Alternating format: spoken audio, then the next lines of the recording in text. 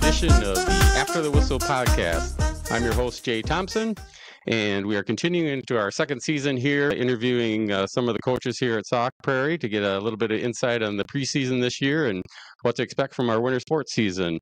Once again, we're sponsored by the Sauk Prairie Sports Boosters. The Boosters are a nonprofit organization that works to enhance the athletic experience of all the Sauk high school athletes. Today's guest is Matt Gaffney. Matt, head wrestling coach, looking on to your fifth season already, huh? Yep. Welcome to the show. It's great to have you here. Tell us a little bit about the coaching staff that you've got assembled for this year. We have two assistants, Darren Pape and Tyler Henke. Pape, he also helps out with the middle school team. Staff has pretty much stayed the same the last few years since I've been here. We do have a few volunteers that come in and help out.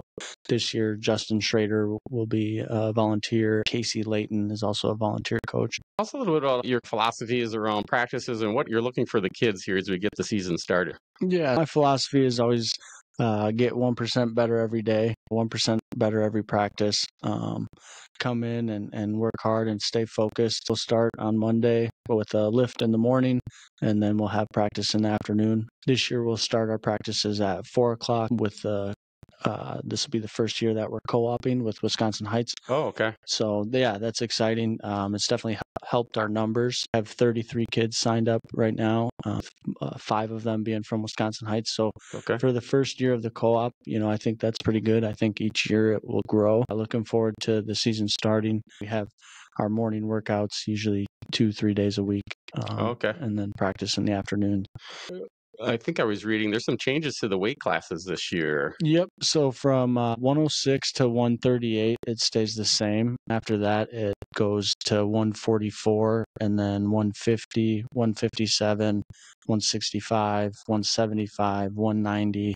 215 and then the heavyweight. So it is quite a bit different through the middle weights and the upper weights. So that's one thing that's we're gonna have to get used to and get the kids used to. So how does that work as far as getting kids slotted into their weight class? How do you determine that? Kind of what's the process for all that?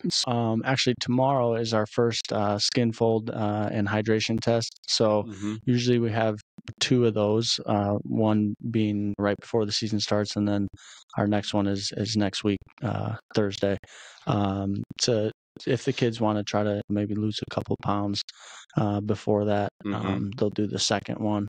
From there, what they weigh for their original skin fold, they do a body fat percentage, and depending on what your body fat is, it'll spit out a number of what your lowest weight class you can wrestle. It's definitely cleaned up the weight cutting. Yeah.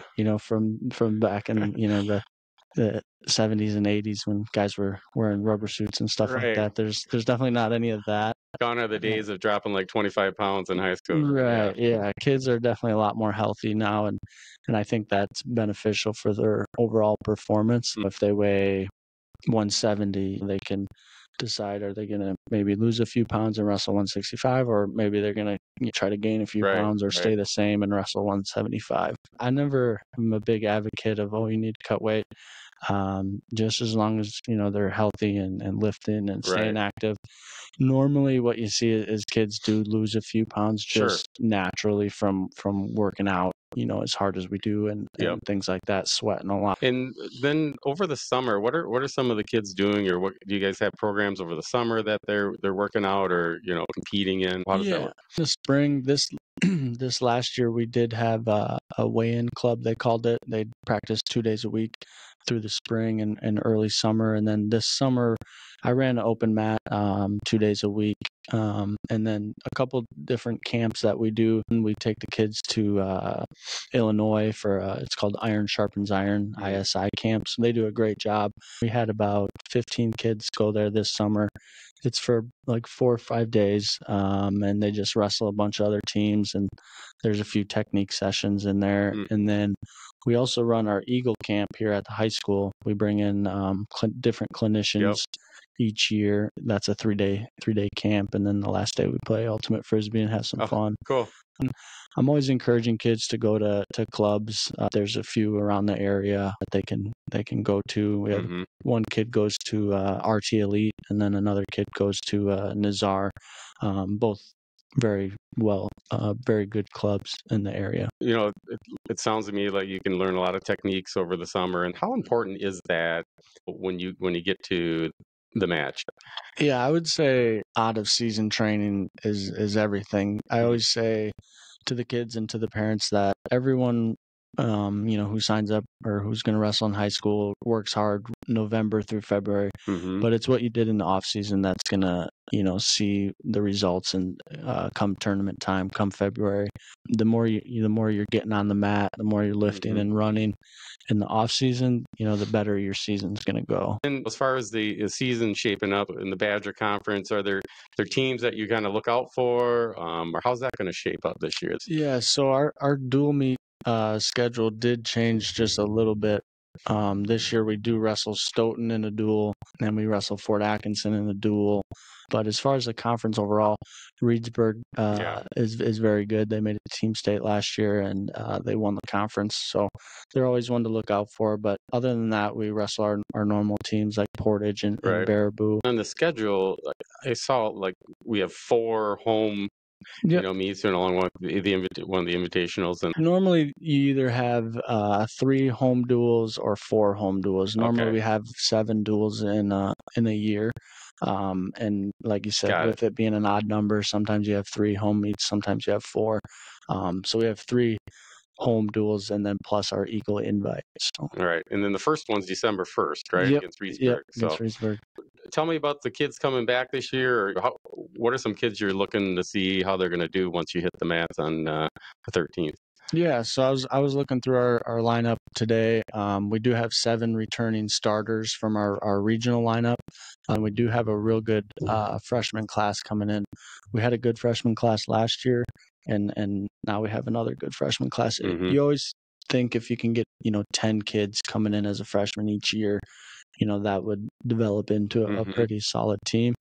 Some of the returners, we got Brayson Balwig, who was a conference runner-up last year, sectional qualifier. Austin Lanke, he's a sectional qualifier. Put a lot of work in the offseason. Looking forward to see how he does this year.